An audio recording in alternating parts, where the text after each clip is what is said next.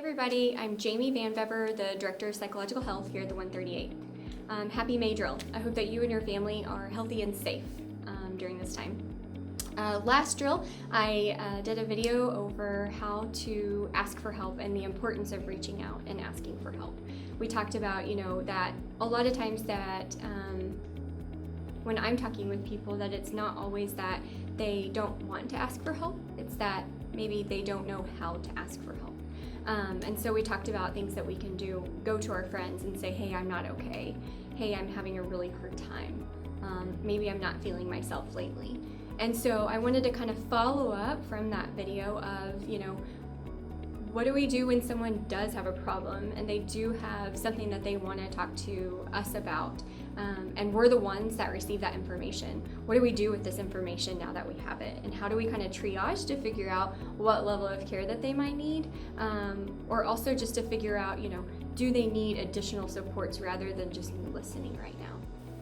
So I know that we've talked about in the past the ACE model, so our ask, our care, and our escort, and the importance of that when people are reaching out for help and when we can ask people. So maybe someone has not reached out to us individually, but maybe we know that they're struggling. We've seen it maybe in their job performance, or maybe they're going through something personally and that we know about it. And so it's really important for us as well to also reach out to them. They might have a hard time kind of coming forward with that information, and that's okay. So the A part's super simple. It's just simply asking, are you okay? How are you? We want to ask them, are you having thoughts of hurting yourself? Or are you having thoughts of suicide? We want to ask them. That's as simple as it is. How are you doing? What's going on? Are you having thoughts of hurting yourself? We allow them to talk, and we listen. The C part of the ACE model is to care, to show that we care. This is the easiest, simplest part of the whole model. It's merely listening and conveying to them that you care. Because if someone's coming to you with this issue or you're talking with them, you already care enough to ask. So showing that, modeling that, letting them know you do care about them. And then E, so the escort. So when this person has shared this information with us, what do we do with it? Well, we can escort them to care. If you're on base, that might be escorting them to talk with a chaplain, or the DPH, or the SARC, family programs, any of those additional support systems that they might need. However, if someone does say that they are thinking of hurting themselves, that they are planning suicide, they're thinking of suicide, we need to call 911 or go to the nearest emergency room and stay with that person. It's very important that when someone does share this with you, that you continue to support them throughout this whole process. So asking them, showing that you care, listening, and then getting them to that next level of care, to the helpers. So we want to be able to do that. So maybe this person is not having thoughts of hurting themselves. They're not having thoughts of suicide. They're just really having a rough time.